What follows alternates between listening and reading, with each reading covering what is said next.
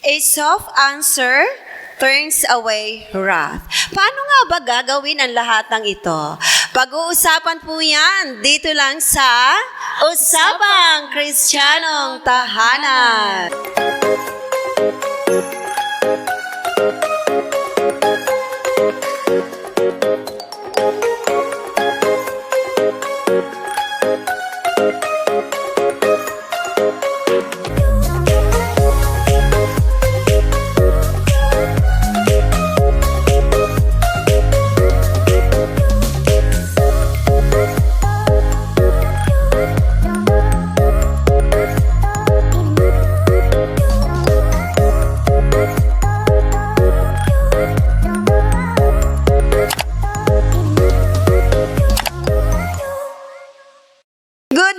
Once again and welcome back to our program. Nawa po kayo ay patuloy na mag-tune in, sumabaybay dito sa programang ito. Every Saturday, 8 to 8:30 dito lang sa Usapang Kristiyanong Tahanan. Ayan. Kamusta ba, ma'am, ang ating buhay sa buong sanlinggo? To tell you honestly po, medyo nakakapagod. Napakamarami po, ma'am, overload dahil sa mga Yes. bata. And naghahabol po kami ngayon ng lesson, especially is mag-exam na po sila next week. And napakapagod po pala, ma'am, maging isang guro. Guro. Ayan. Hindi po pala Kaya basta-basta. masanay ka na. Ayan. Kami, exam week din. So, tiring din ang buong sanlinggo. Pero praise God. Ano? Yes Andito po, tayo. andito po tayo. Ngayong umaga para pagserbisyohan naman ang ating mga tagapakinig, ang ating mga taga-subaybay dito sa Usapang Kristiyanong Tahanan. Pag-uusapan po natin sa umagang ito ang tungkol pa rin sa conflict management. Yes. At alam mo ba, nasabi natin kanina, a soft answer, sabi nga, pwede pala itong makaalis ng galit. Diba? Ano nga ba ang sinasabi ng ating Biblia, ng ating Holy Scripture pagdating sa ganitong bagay? So, ayan po, samahan niyo po kayo open ng inyong mga Biblia kung meron po kayo mga viewers. Proverbs chapter 15, verses 1 to 4. It says, A soft answer turneth away wrath, but grievous words stir up anger. The tongue of the wise useth knowledge aright, but the mouth of fools poureth out foolishness. The eyes of the Lord are in every place, beholding the evil and the good. A wholesome tongue is a tree of life, but perverseness therein is a breach in the spirit. Ayun. Balikan natin yung ating katanungan. Papaano nga ba? How does a soft answer turns away wrath? Sa Ayan. palagay mo, practical na kasagutan. Ano, ma'am, siguro kailangan munang, para sa akin, ma'am, kailangan muna talaga laging pag-iisipan. Pag-iisipan kung ano yung sasabihin. So, ibig sabihin, hindi tayo pabigla-bigla. Yes, ma'am. Hindi tayo Bagaman nakakagalit, no? Kailangan pa rin maging control tayo para sa pwede nating sabihin sa mga tao. Oo. Ano ba ang advantage kapag halimbawa may kausap ka, galit na galit, pero yung sagot mo ay soft pa rin? Ano sa palagay mo yung magiging epekto nito sa iyong kausap? Siguro, ma'am, mas lalo siyang maiinis kasi ang expect niya is dapat galit ka rin. Pero in a way na kailangan maging mahinahon. Pero ganun kasi, ma'am, is minsan ang thinking nila is maggagalit at may inis talaga. Bakit hindi siya nagagalit sa mga Somewhat irritating, but you will notice it. Hindi magtatagal, kumakalma din. Kumakalma din. Oh, At the end of diba? the day, kakalma at kakalma. Yes, yan po pala ang sekreto natin. Ako, ibig sabihin, ang Biblia man ay tinuturuan tayo kung papaano makontrol yung ating sarili. And pag-uusapan po natin ngayon. Yes. Pinakasekreto, if you speak kindly and softly, angry people will feel calmer. Diba? Yes po, tama yun. Ayan. So, another way to help other people na galit, na hindi rin makakontrol sa kanilang sarili, tayo na mismo ang mag-umpisa. Diba? Huwag natin tutumbasan, sabi nga, yung tono ng kanilang boses. Isa rin po yan yung tono ng boses, napakahalaga. Minsan po kasi is, sa kanila galit, pero sa atin hindi. Oo. Minsan nai-interpret nila na, ay galit parang ito, hindi naman. Oo. So kung tayo yung nakakaalam kung ano ang tama na gawin, gawin po natin sa ating kapwa isang bagay na maitutulong natin Ayan, para sa tama kanila. Siyempre, pag-uusapan natin, paano ba yung family conflict, yung biblical keys for dealing with conflict in the family.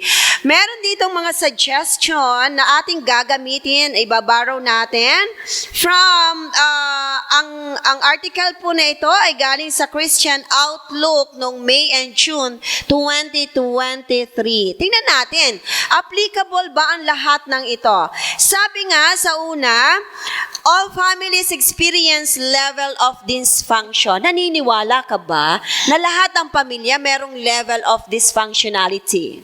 Sa akin, ma'am, siguro po is depende sa situation. Aha. Kasi minsan po hindi natin alam kung ano yung nangyayari sa family. Minsan mahirap pong makonsider na ganyan nga po, na may dysfunction sa isang family. Yes. Pero para sa akin is, it depends po sa situation talaga. Yeah, it depends. Pero, dumaraan talaga sa buhay ng pamilya. Yes, ma'am. Di po talaga may iwasan yan. Yes, merong mga dysfunctionality. Meron sabihin natin, hindi tayo perfecto Yes, pamilya, wala pong perfect na family. Kaya mapapansin natin, lahat tayo naka-experience ng communication problems. Lack of awareness, lalo po sa mga anak. Oo. Ikaw ba, sa realidad ng buhay, meron ka bang naranasan sa pamilya na communication problem?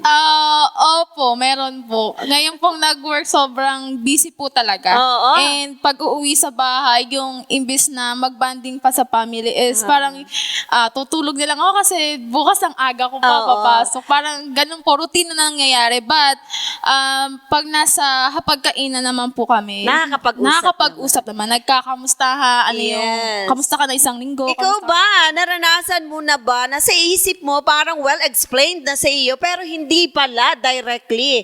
And then, nagiging root siya ng conflict sa family. Yes, ma'am. Oh, diba? Na-encounter ko yung Oo, ganun. tapos marirealize mo, ako lang pala yung aking explanation, kaya pala hindi niya maintindihan. Yes.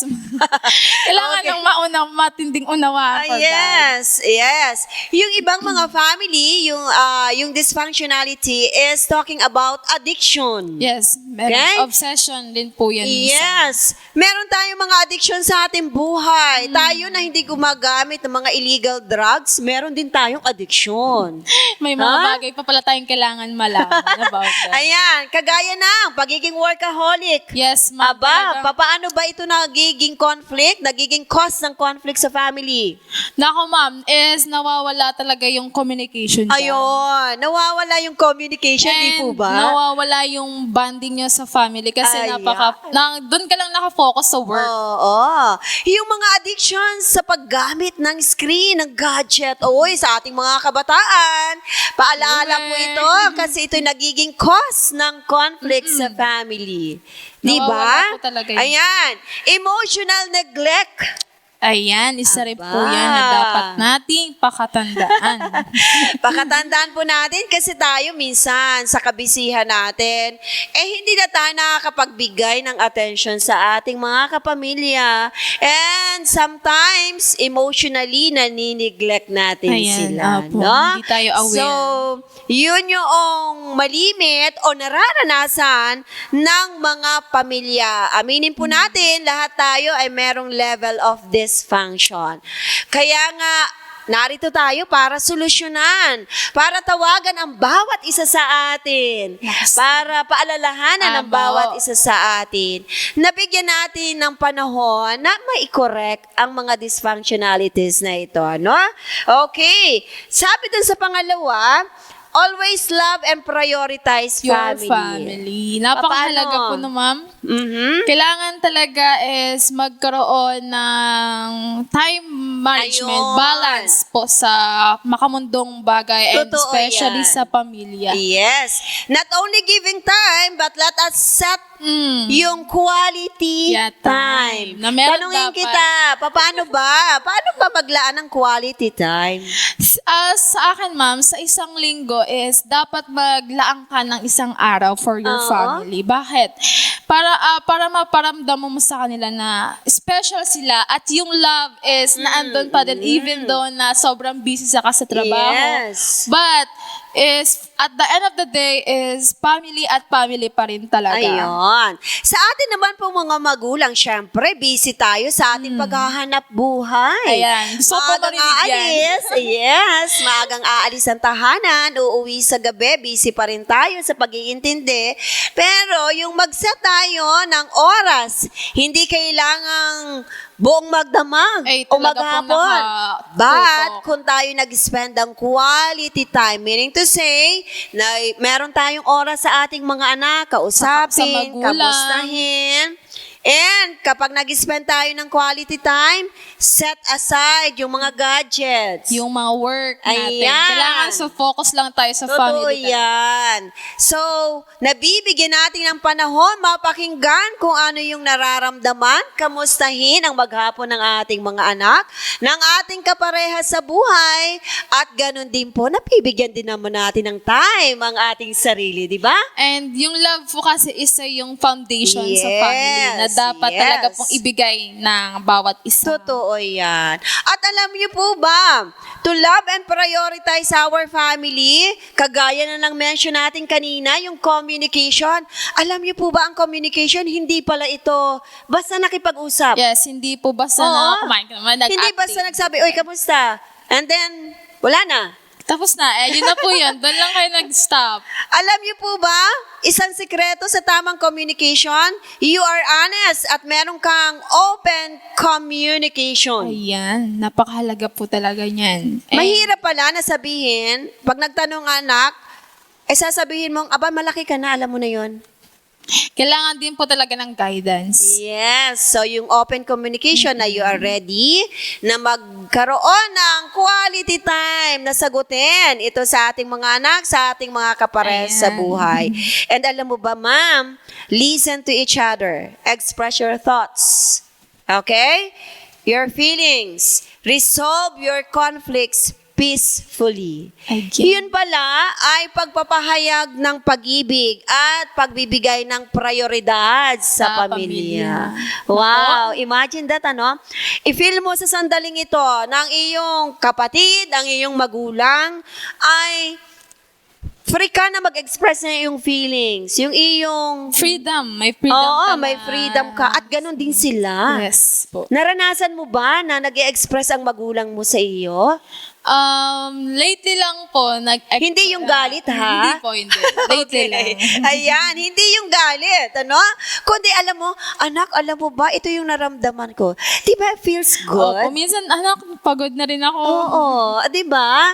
So, yan Maganda po po pala ang ibig sabihin ng love and giving yung priority, ano, yung ating pamilya. Okay? Nag-o-offer ka ng emotional and practical support not only sa iyong kapareha sa buhay, kundi sa mga anak, okay? Nagsiset din ng healthy boundaries. Wow! Halimbawa, yung gamit mo, hindi ko ito pakikialaman kasi kay anak ito, kay Hazel to. Mag-a-ask muna ako ng permission. Permission, Anong bago pakiramdam mo kapag ganon? Ano ma'am, is the sign of respect. O, talaga. di ba? Kasi, nagiging, tawag dito, magpapaalam ka talaga Oo. muna, dapat. And, minsan po, ang ganong scenario is, minsan hindi na nagpapaalam, then yung may-ari ng gamit is, nagtataka, ba't nawawala na yung bagay na Oo. meron ako? Bakit nasa iyo na? Bakit nasa iyo? Maganda po talaga na magpaalam. Yes. And the sign of respect na yung gagamitin mong bagay is okay dun sa may-ari. At mafe-feel mo, wow, yung true love. Yes, andun po yung Diba? true love. And indirectly, nagtuturo yan sa iyo kung paano ka din magrespeto sa iba. Diba? Ma-adapt sa sarili and Oo, magagawa. ayan. Another one po, to show love and to prioritize our family. Let us celebrate achievements. Di ba? Napakasaya po sa pakiramdam niya. Ayun. Halimbawa, meron kang na-accomplish na kaunti, hindi sasabihin na, para yun lang eh. Di ba? Napakalaki pong impact ng words na yan na parang ayun lang kailangan natin isa. Oo. Once na na-appreciate mo, maging yung sarili mo, natap mo yung sarili mo, wow, thank you Lord, nagawa ko ito ngayon. At nakayanan. Oo. Mahalaga na pong bagay yon. Ang pagmamahal at pagbibigay ng prioridad sa pamilya, hindi lang pala ito, Ma'am Hazel, through material things. Hindi po Diba? lahat na nadadaan sa mga bagay na sa Ayan. nagpapasaya sa atin. Yes. Another suggestion na nakita natin sa ating article is choose your battles wisely. Wisely. Ma'am Hazel, Ayan. paano ba ito? Paano maging wise sa battle sa buhay? Para sa akin, ma'am, is bilang isang, pumasok na tayo sa real world. And ang pinag-uusapan natin is about family. Is may mga issue yan. May mga significance and tawag dito, may mga similarities na kung saan, ma'am, is na-encounter natin. But always remember, yung pag-iisip natin is meron tayong clear and precise and also meron tayong deep understanding, ma'am. That is true. Sabi nga sa Exodus 14 verse 14, the Lord shall fight for you and ye shall hold your peace. Diba? And always remember na ask yourself before nyo gawin yung bagay na Correct. dapat nyo gawin. And the Bible says, don't allow the need to be right cause you engage in unnecessary confrontations with family members. Be selective in your approach to conflict resolution. Naku, sa ating mga mahal na mga magulang na sumusubaybay, hindi po natin gagamitin yung pagiging magulang na Hindi para lang bang po. there's a big gap, no?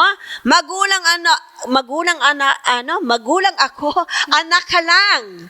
May karapatan. Ayan. Sabi nga, kailangan pumili tayo ng tamang way para ma-resolve yung conflict sa family. Meron ding rights ang ating mga anak para marinig yung tamang salita. Minsan, magulang ka lang, anak ka lang is hanggang dito ka lang. May Oo. boundaries ka lang dapat. Yes. Okay.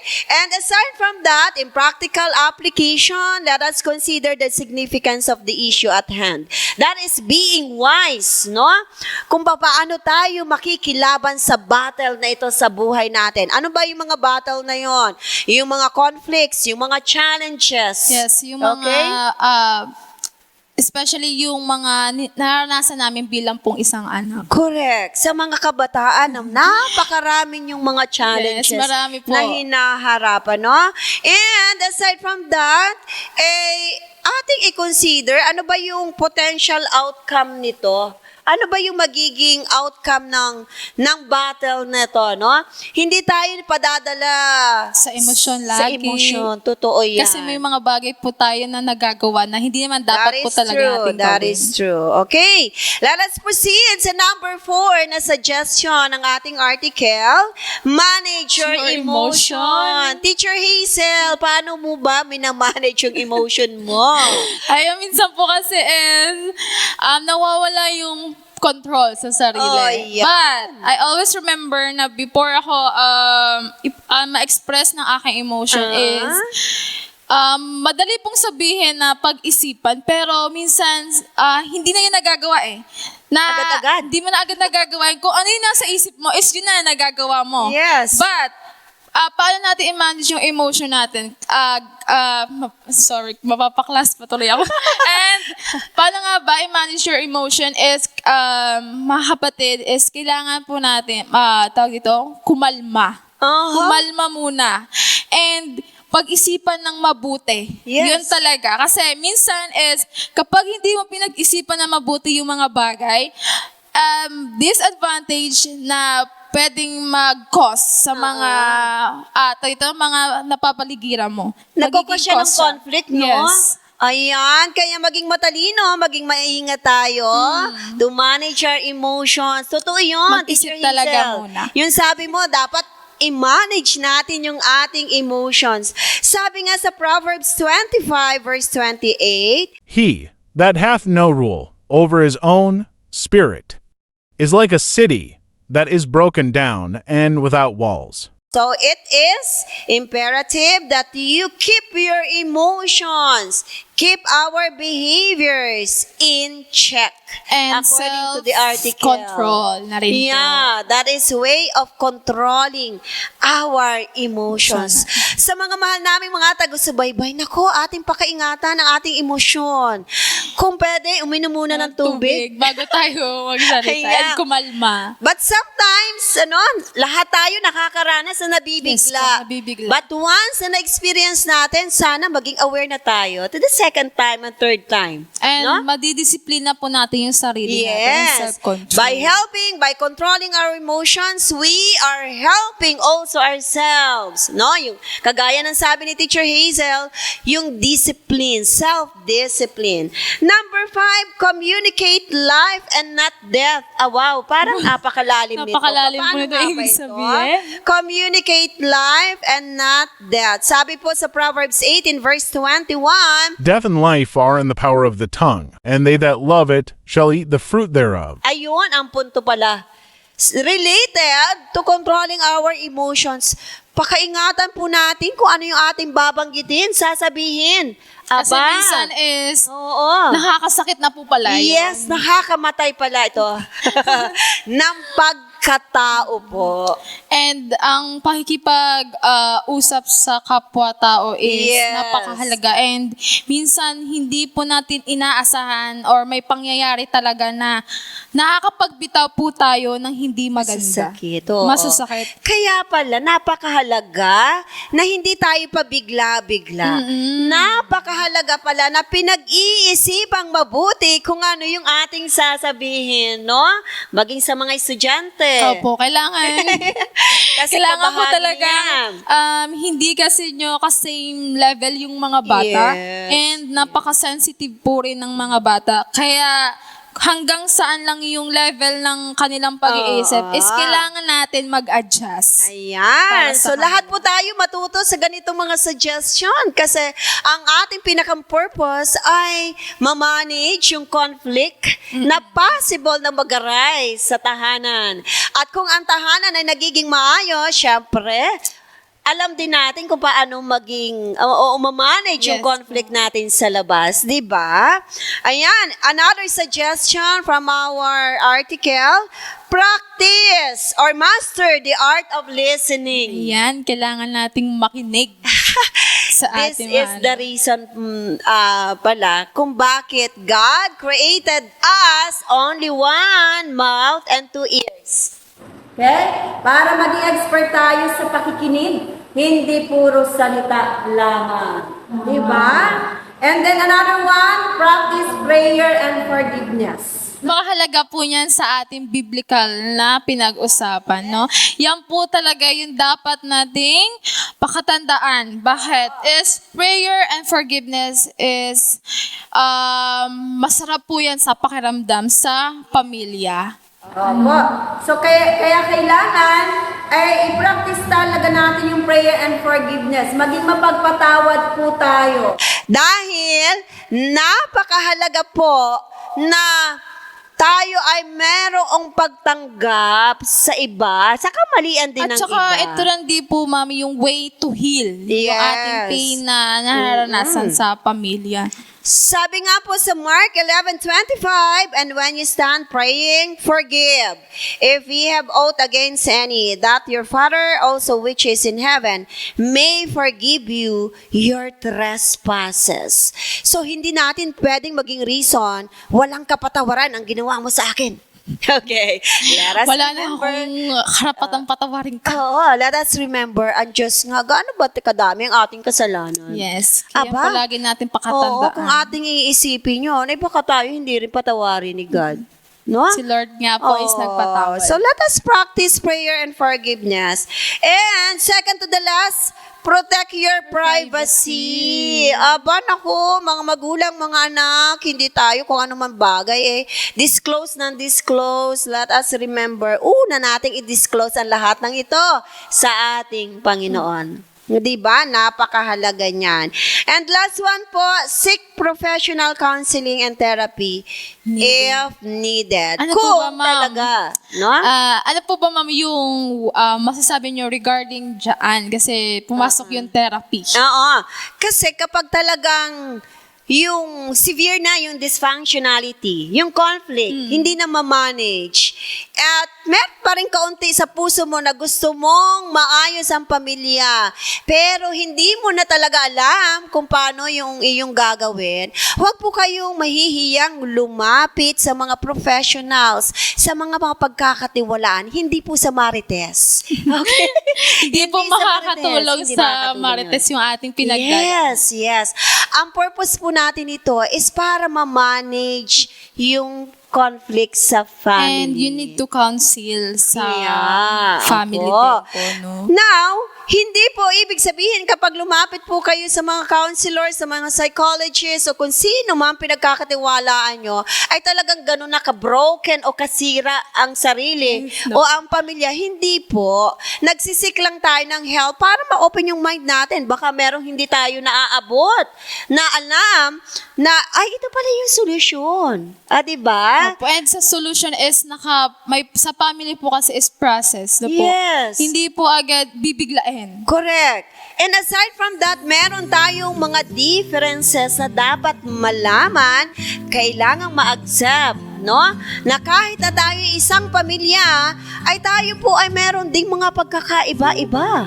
Hindi po tayo lagi pare-parehas na ating mga Yes. pinagdadaan. Kaya po napakahalaga talaga bilang tayo kumikilala sa Diyos, kilalanin din natin na siya yung great counselor natin. Tama po. And Diba? wag niyo pong kakalimutan na kahit saan tayo sulok ng ating buhay is si Lord at si Lord pa rin yung ating lalapitan at the end of the That day. is correct. And siya yung ating guidance for family. Yes! Naku, sana po ang lahat na napag-usapan sa umagang ito ay nagbigay sa inyo ng matinding idea kung And- paano and- ma-manage yung conflict. Right? Tama. Ayan. Alalahanin po natin ang sinabi sa ating key text, Proverbs 15, 1-4. To sum up, a soft answer turns away wrath, but a harsh word stirs up anger. So let us be careful when we use our tongue. Let us be wise and let us manage